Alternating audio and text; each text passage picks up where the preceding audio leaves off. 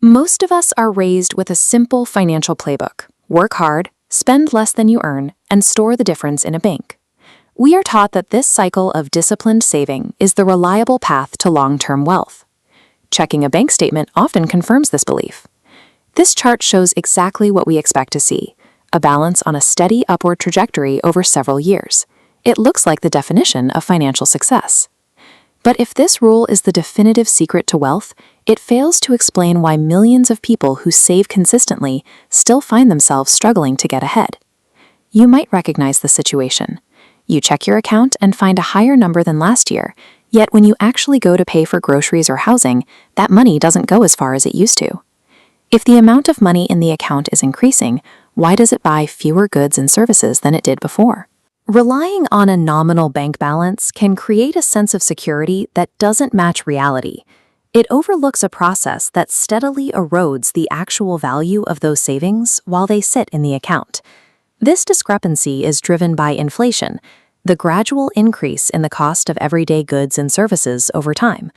Imagine a $10,000 deposit earning 2% interest.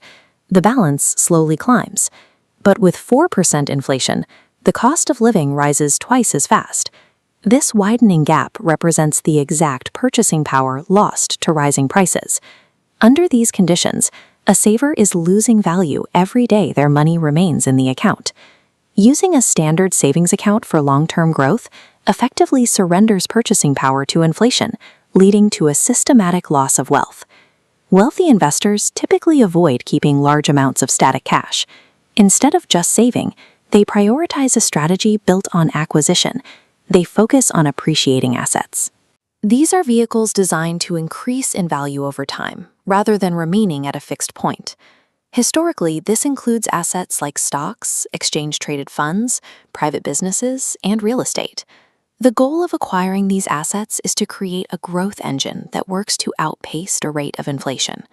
It is important to note that unlike a savings account, these assets involve market risk. Their values can fluctuate, and they offer no guaranteed returns.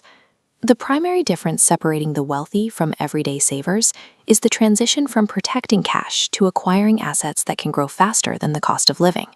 Building wealth requires two different tools: a shield to protect your capital today, and an engine to grow it for the future. One educational framework for this approach begins with an emergency fund. This is cash kept in a savings account specifically for unexpected, immediate costs. While this cash loses purchasing power to inflation, that loss functions as a premium paid for immediate financial security. The second step is to focus on reducing or eliminating high-interest debt, which prevents wealth from being siphoned out of your control. Finally, extra capital can be deployed into investments that match your specific risk tolerance, financial situation, and time horizon. Note that all investing involves the risk of loss, including the possible loss of principal. You should always conduct your own research and consult a qualified financial professional before making financial decisions. Understanding the mathematical difference between protecting money and growing assets is the first step toward achieving long-term financial independence.